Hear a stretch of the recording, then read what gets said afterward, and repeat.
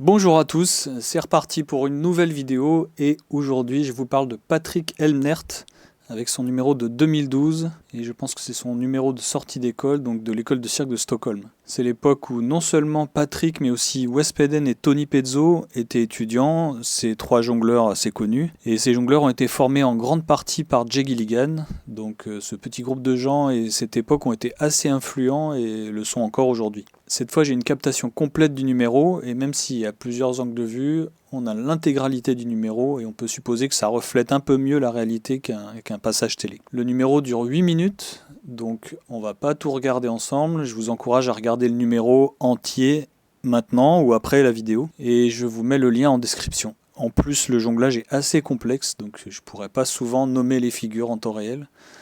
Donc encore une fois, regardez le numéro entier tout de suite ou après l'analyse. Et ensuite, j'analyserai certains passages en détail et je vous parlerai aussi du costume, de la musique, de la lumière et enfin, j'essaierai de voir ce que raconte globalement le numéro.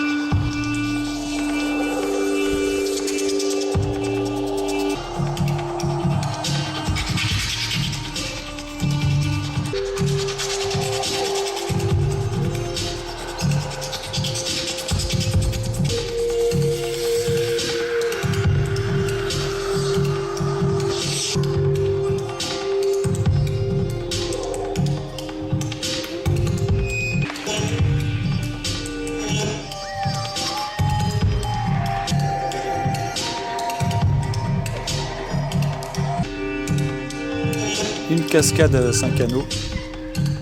Les cascades sont pas si courantes dans le numéro.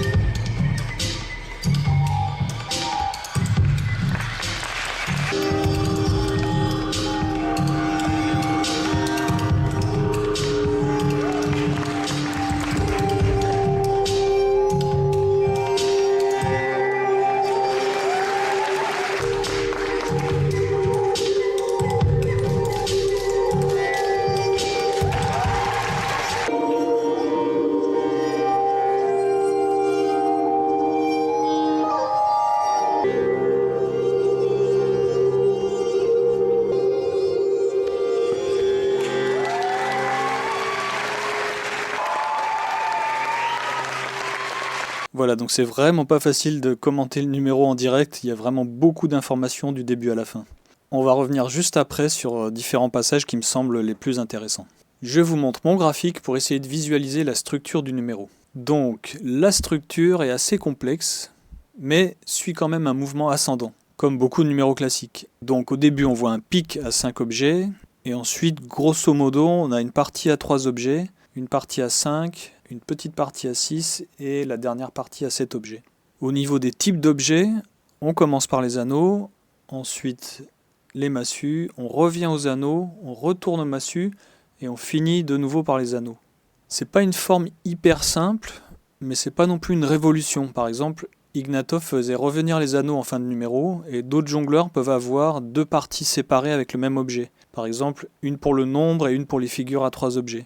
Anthony Gatto, par exemple, avait une première partie de balles et faisait revenir brièvement les balles plus tard dans le numéro. Par contre, là où des numéros classiques ont un final en forme d'exploit, avec une figure de nombre, par exemple 9 anneaux ou 7 massues, et le simple fait de la réussir conclut le numéro, là on a une routine entière de 7 anneaux et qui n'est pas structurée comme on pourrait attendre, on va le voir tout à l'heure. Je vais m'attarder aussi sur les transitions, qui ont un rôle très intéressant à mon sens. Sur le graphique, vous voyez les pics dans la courbe bleue qui représentent les combinaisons d'objets.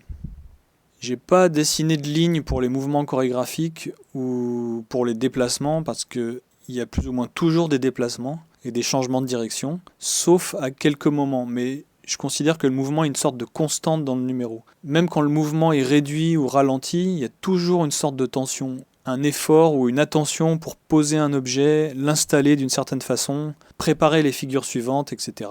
Donc je vois pratiquement jamais de repos et le numéro me semble pas inclure de grandes variations de mouvement. Allez, on va entrer dans le détail sur un certain nombre de passages. Et je commence par l'installation des objets. Donc il y a 3 types d'objets, les anneaux, les massues et les objets qui servent uniquement de décor et qui ne bougent jamais. Donc les objets de jonglage ne sont pas seulement stockés dans un sac ou sur un stand, ni gérés par un assistant, mais ils jouent un certain rôle scénographique, comme si c'était des bâtiments d'une ville miniature. Voilà, j'ai cette image qui m'est venue à l'esprit. Ils sont disposés avec un but particulier, but qui n'est pas donné tout de suite, mais qu'on découvre au fur et à mesure et qui crée au passage quelques surprises et des façons originales de démarrer des figures ou des séquences. Je vois vraiment une écriture du trajet des objets du début à la fin du numéro, pas seulement au travers des figures. Les objets ont réellement un rôle par eux-mêmes et pas seulement via le jongleur.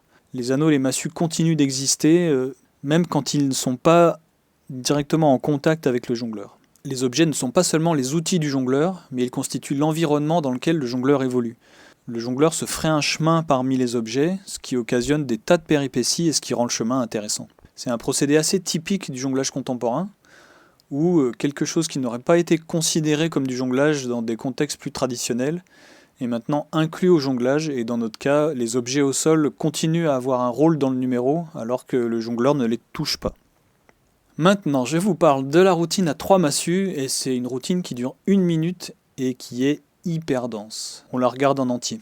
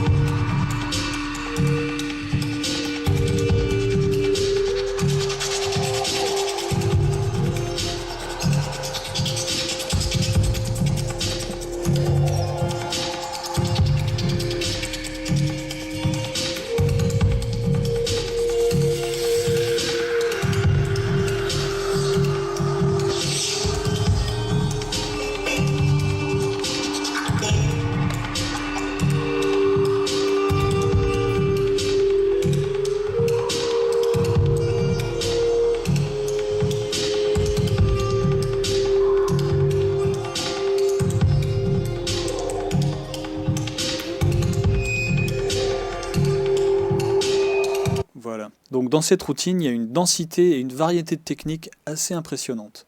Entre les lancers avec différents axes de rotation, les body tricks, les roulés, les bascules sur le corps, les indirections, c'est-à-dire les manipulations d'objets via d'autres objets, par exemple les wrist wraps, donc le fait de coincer une massue sur l'avant-bras avec une autre massue tenue dans la main du même bras, les équilibres, l'utilisation du sol, etc., etc. Donc la routine est très riche, mais en même temps assez structurée avec des thèmes qui reviennent. Le multiplex simultané, c'est-à-dire le lancer en même temps de 2 massues d'un côté et une de l'autre. Voilà, ça. Celui-là aussi. Les rebonds au sol, par exemple ici. L'équilibre sur le poignet, par exemple ici, mais aussi à la fin. Voilà, ici aussi. La figure finale qui est tenue plus longtemps, celle-là. Donc cette routine est écrite comme un petit numéro dans le numéro global. D'ailleurs, je trouve que c'est un procédé très important et c'est ce qui fait que le jonglage devient un langage. Comme dans un discours ou un texte où on trouve des mots, des phrases, des paragraphes, des chapitres qui chacun ont un début, un milieu et une fin à leur échelle. Toutes ces unités contribuent à ce que le spectateur comprenne quelque chose.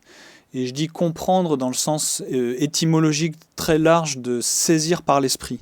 C'est-à-dire être capable de se faire une image intérieure du numéro, d'emporter un souvenir avec soi après le spectacle. Je crois que pour moi, c'est ce qui fait que je me souviens depuis longtemps de ce numéro et que je suis allé le chercher pour vous le montrer. Je vous parle un peu des liaisons entre les parties du numéro. Je vous montre celle entre les 3 massues et les 3 anneaux.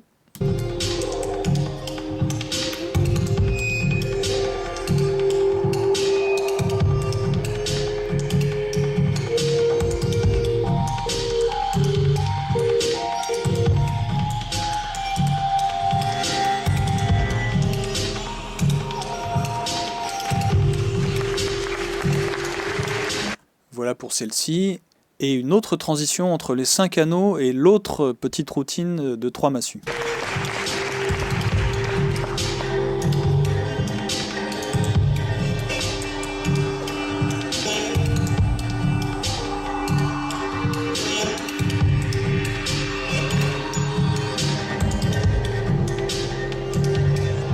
Voilà, je trouve ça intéressant parce que les transitions font vraiment partie du numéro. Elles reçoivent une attention presque équivalente aux parties principales. Le jongleur n'est pas en train de nous dire « Attendez, je change d'objet et je reviens ». En fait, justement, il dit rien de spécial et continue simplement le jonglage comme la suite de ce qui précède. Dans ces transitions, en plus, il y a un lien mécanique entre les objets, c'est-à-dire qu'il y a une forme de logique exprimée par les objets où un objet amène le suivant. C'est pas le jongleur qui prend l'objet suivant, c'est le jongleur qui a déjà un objet qui lui-même amène l'objet suivant. C'est un point de plus, d'après moi, qui marque le numéro comme du jonglage contemporain. Quelque chose qui, avant, n'était pas considéré comme du jonglage. Par exemple, chez Ignatov ou chez Anthony Gatto ou d'autres, une transition est un moment entre deux parties de jonglage où on range un objet, on fait un petit salut intermédiaire et on en sort un autre. Donc quelque chose qui n'était pas du jonglage devient du jonglage et est vraiment intégré dans le numéro.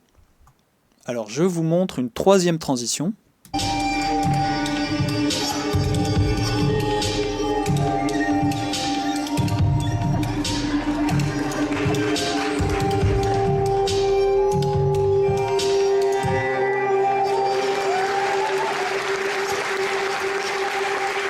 Dans cette troisième transition, je vous montre le procédé d'indirection que Patrick utilise. Et je vais faire un petit retour historique. C'est un procédé que j'ai vu la première fois chez Thierry André. Et là, je suis obligé de vous parler un peu de Thierry André. Thierry, c'est le jongleur qui a inventé, peut-être je devrais dire en tout cas popularisé, la massue blanche. Pour simplifier, avant Thierry André, une massue devait être décorée, brillante et au minimum être un peu colorée. Thierry a décidé dans le courant des années 80 qu'une massue pouvait être mise en spectacle sans décoration. Il se trouve que Henrys, le fabricant allemand de matériel de jonglage, commercialisait un modèle de massue d'entraînement, la pirouette training, entièrement blanche, dans l'idée que si c'est juste pour l'entraînement, c'est pas la peine de payer la décoration qui allait s'abîmer inutilement. Donc Thierry décide de l'utiliser tel quel en spectacle, et donc à partir de là, ce n'est plus à l'artiste d'impressionner le public avec des objets qui brillent, mais c'est au spectateur de projeter ce qu'il veut sur l'écran blanc des objets. Mais je referme la parenthèse. Je voulais surtout parler d'un moment du numéro de Thierry où il installe une massue debout sur le sol, avant de faire rouler une autre massue au sol, mais horizontalement, de manière à ce que cette autre massue percute doucement la première. Entre-temps, Thierry a mis une main en position de telle sorte que quand la massue debout est percutée, elle tombe dans sa main.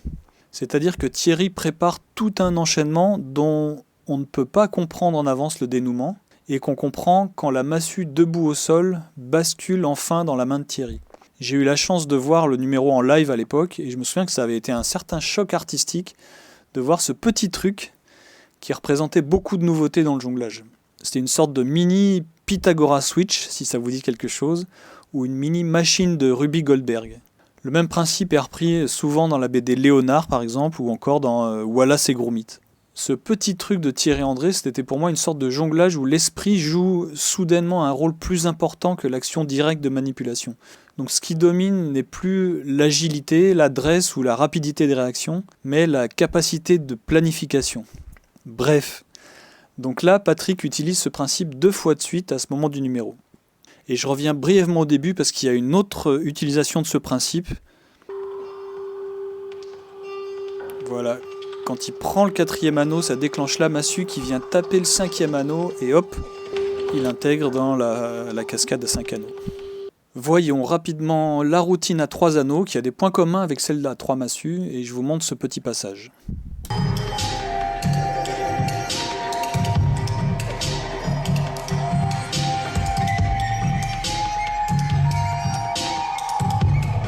Voilà, juste ce petit passage. Là, on est très loin d'une simple variation de la cascade ou de la démonstration d'un trick en particulier. C'est beaucoup plus dense. En l'espace de 10 secondes, on a affaire à une combinaison de plusieurs body tricks différents, de rebonds sur le corps et 2 dans le même trajet, un multiplex simultané qu'on avait déjà vu dans les massues, une indirection, donc l'utilisation d'un anneau pour manipuler un autre anneau, une utilisation du sol et de l'acéno, donc les objets qui ont pour seule fonction le support d'autres objets mais qui ne bougent jamais, un équilibre et le tout avec 2 déplacements. Donc voilà, je peux dire que là, il y a jonglage. Alors je passe à la routine à 7 anneaux qui commence par ce long équilibre d'un anneau sur la tête avec 6 autres anneaux dans les mains.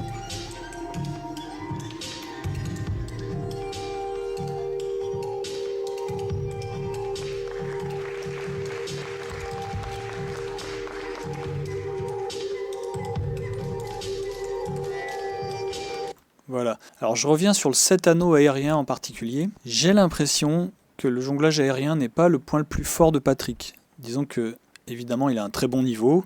D'ailleurs, le numéro est dropless. En tout cas, j'ai rien vu qui ressemble à une erreur. Ça veut dire qu'il a une très bonne qualité d'exécution. Et je vois pas non plus de mouvement parasite à aucun moment. La gestuelle me paraît assez précise. Mais sa technique de nombre n'est pas parfaite à mon sens. Et je trouve que ses bras bougent trop globalement. On voit ses coudes qui se décollent assez fort par rapport au buste et les épaules qui secouent un peu. Alors j'en profite pour vous parler un petit peu sciences du sport. Il y a des études qui montrent que les aptitudes motrices se construisent d'abord avec les articulations proximales, c'est-à-dire typiquement les épaules et le bassin. Et à mesure que le sportif progresse, les mouvements sont répartis petit à petit sur les articulations distales, donc dans le cas d'un jongleur, les coudes et les poignets. Là, je trouve que les épaules de Patrick sont assez mobilisées et les coudes ne sont pas complètement mobiles. C'est léger, mais ça crée une certaine impression d'effort. On le voit aussi sur sa pirouette 5-up à 5 anneaux. Voilà, je vous remets la cascade à 5 anneaux et on voit le coude gauche qui est légèrement raide et les épaules qui oscillent un petit peu comme ça. Alors pour remettre le contexte, ça ne veut pas dire que Patrick n'est pas un bon jongleur. Il y a des tas de jongleurs qui font des trucs incroyables avec des techniques très diverses, voire contraires aux théories des sciences du sport. Mais par exemple, dans vos séances de pratique, quand vous travaillez votre technique, si vous bloquez sur certaines aptitudes, ça peut être utile de porter l'attention sur certains détails du mouvement lui-même. Donc pas seulement sur le mouvement des objets, mais aussi sur la façon dont les articulations bougent. Ça peut aider à libérer des tensions qui sont parfois douloureuses ou fatigantes, et ça peut vous aider à être plus précis ou endurant. D'autant qu'une technique plus efficace est souvent plus agréable à regarder. Vous pouvez vous filmer, mais le mieux c'est d'avoir quelqu'un qui vous fait un retour direct. Sinon c'est beaucoup plus difficile de modifier une habitude. Pour Patrick, je ne connais pas son contexte à lui. Est-ce que ça lui pose des problèmes techniques ou des douleurs ou de l'usure à la longue? Peut-être pas, j'en sais rien. Et les sciences du sport disent aussi que les facteurs individuels peuvent faire varier les techniques de façon assez importante. Tout ce que je peux dire, c'est que c'est pas la technique la plus agréable à regarder que je connaisse sur les figures de nombre. Et c'est tout ce que je veux dire. Je continue sur la routine à 7 anneaux. Donc dans cette routine, la technique traditionnelle est placée au début comme pour l'évacuer. Puis suit un long moment très calme avec le désempilement de l'assemblage en équilibre sur le front. Donc une structure quasiment à l'inverse d'un numéro traditionnel, où la technique aérienne est là pratiquement pour dire « voilà, ça c'est fait », et suit un mouvement de désescalade, un ralentissement jusqu'à l'arrêt, c'est-à-dire que Patrick prend à rebours la structure traditionnelle. Habituellement, on laisse le public avec un pic d'intensité, mais là on le ramène tranquillement à l'atterrissage avec un exploit minimaliste, donc cette roulade avec un anneau dans une lumière très focalisée et tamisée. Et on va voir dans quelques instants que c'est très cohérent avec l'esprit général du numéro. La musique du numéro, c'est de l'electronica des années 2000. J'ai pas trouvé la référence précise du morceau, mais pour ceux qui connaissent, c'est un genre qui est représenté par des groupes comme Moom, Four Tet, Boards of Canada ou Aphex Twin. C'est une musique qui est faite d'un mélange d'instruments traditionnels, ici on a du violon par exemple, et de synthèse et de sampling, avec une sorte de caractère mélancolique comme ça. La musique du numéro est assez linéaire du début à la fin. Il y a des variations, mais pas de parties franchement différentes, juste des parties avec ou sans percussion. Une harmonie uniforme en do mineur. Le rythme de base kick, snare hyper régulier, sauf à certains moments où il s'arrête alors que les autres sons continuent. Globalement, ça me donne l'impression d'une sous-couche du jonglage.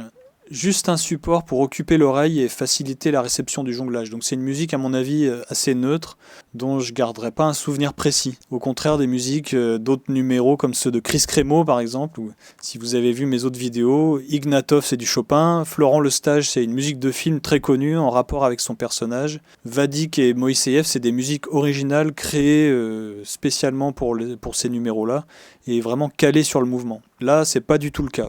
C'est une toile de fond pour le numéro. À propos du costume, alors je dois dire que je vois pas bien à quoi ce costume correspond, donc je suis loin d'être un spécialiste, mais souvent dans les costumes on peut reconnaître des éléments quotidiens de notre époque ou encore des clichés d'autres époques, mais là c'est pas le cas. En tout cas, je vois pas à quoi ça renvoie. Il y a un bas très neutre avec les chaussures et le pantalon noir, assez près du corps mais pas collant. Et un haut sans manches, une sorte de gilet assez coloré avec des bandes verticales derrière et horizontales devant. Est-ce que c'est quelque chose qu'il a fait faire ou qu'il a trouvé dans le commerce ? Je ne sais pas. Il n'y a rien qui puisse me donner des indices. Quelle est la fonction du vêtement ? Je n'en sais rien non plus, à part laisser les bras très libres et apparents et donner une touche de couleur dans un univers qui est quand même assez austère. Entre les objets blancs, les supports transparents, le sol noir, le fond noir et la lumière blanche. Mais sur le gilet, je ne vois pas quel rôle jouent les couleurs. Pour résumer sur ce costume, je trouve assez anecdotique, c'est-à-dire que je ne sais pas dire quel rôle il a dans le spectacle, à part de laisser le jongleur faire ce qu'il a à faire, mais peut-être que quelque chose m'échappe, à vous de me dire. C'est un peu comme la musique, en somme, c'est un support assez neutre pour le numéro.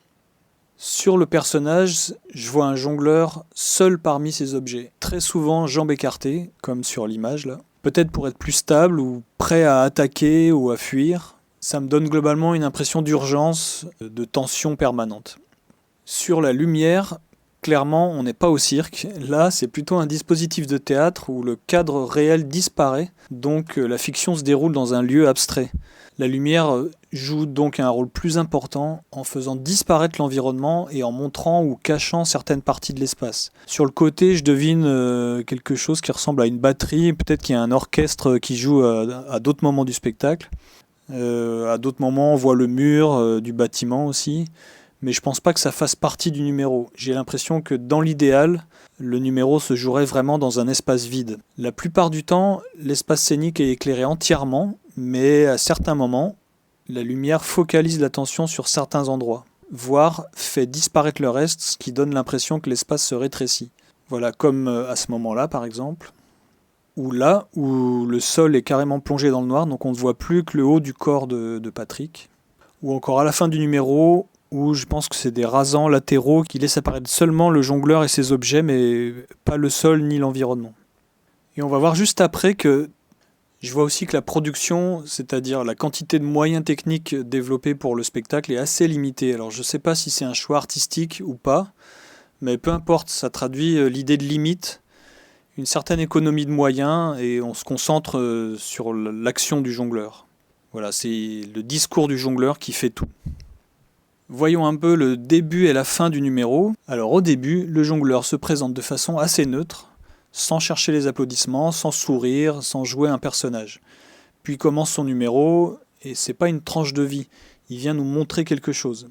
À la fin, donc je disais qu'il y a quelques instants que le numéro ne se termine pas avec un pic d'intensité, mais au contraire avec une descente progressive.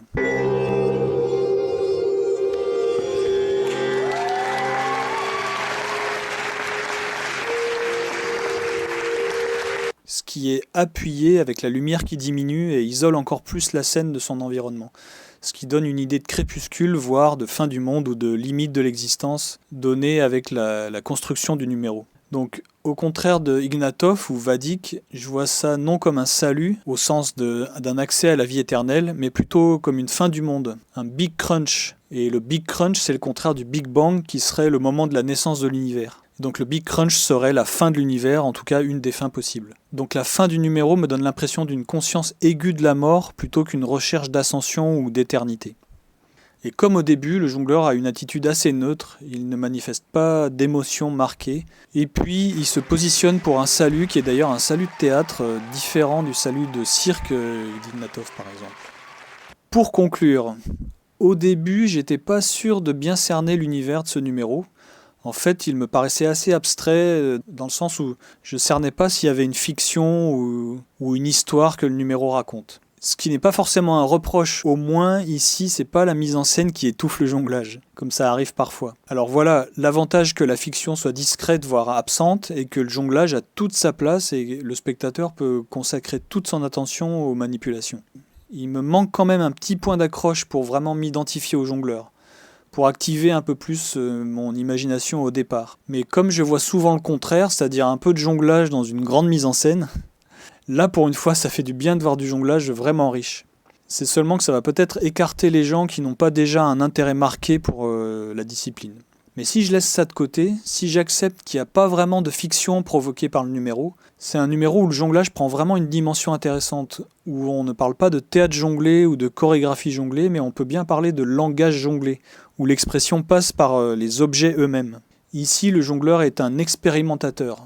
Je vois un jonglage existentialiste ou matérialiste, dans le sens où la vie n'a aucun sens donné a priori. Donc par exemple, ce n'est pas un dieu qui nous donne une mission sur Terre, on crée le sens au fil de l'expérience. Le sens se crée avec la représentation et c'est le jonglage qui crée le sens. Ici, l'expérience est créée par les combinaisons d'objets dans des cas très particuliers d'application des lois physiques. Dans le numéro, il n'y a que le ici et maintenant. Il n'y a pas d'ailleurs, il n'y a pas de mission comme Vadik, il n'y a pas d'acte héroïque ni de vie éternelle comme Ignatov, il n'y a pas de transformation comme Florent Lestage, il n'y a pas d'avant, pas d'après, pas de personnage non plus. Le Patrick du numéro est le même que le Patrick dans la vie courante. Enfin, en tout cas, c'est l'impression que j'ai. Je vois aussi du détachement. Patrick ne montre quasiment aucune émotion, aucune réaction par rapport à ce qui se passe avec les objets ou avec le public. Donc pas d'ego non plus, pas de notion de réussite, ni de danger, ni de valeur personnelle, ni de récompense, rien de tout ça en fait. Pour moi, Patrick dit « voilà, le sens pour moi, c'est ça ». Et il le trouve dans les interactions avec les objets ou en créant des interactions entre objets. C'est du jonglage pour lui-même, sans but supérieur, parce qu'il n'y en a pas. Il n'y a pas de but supérieur dans l'univers du numéro. Est-ce que l'expérience pour l'expérience est tout ce qu'on a sur Terre ? À mon sens, Patrick dit que le but de la vie, c'est peut-être juste d'expérimenter, d'explorer, et qu'il n'y a rien de plus derrière. Donc pour moi, le numéro dit que pour réussir votre vie, créez votre propre sens. Alors qu'est-ce que vous préférez ? Croire que votre vie a un but supérieur, que Dieu a un plan pour vous, ou bien que tout ce que vous avez est ici et maintenant et que de toute façon vous mourrez à la fin ? Là, ça dépasse le cadre de la vidéo et je me garderai bien de répondre à cette question. Voilà pour aujourd'hui, merci d'avoir suivi mon analyse. Regardez en description pour trouver les liens vers mes analyses précédentes, le lien vers mon guide de démarrage gratuit pour monter un numéro de jonglage, et si vous voulez de l'aide, on peut en parler. Le lien pour vous procurer mon guide d'initiation au jonglage, apprendre le langage jonglé. Merci d'avoir regardé, likez, abonnez-vous, dites-moi en commentaire si ça vous intéresse, si vous voulez que j'analyse d'autres numéros et peut-être vos propres numéros, et rendez-vous à la prochaine vidéo.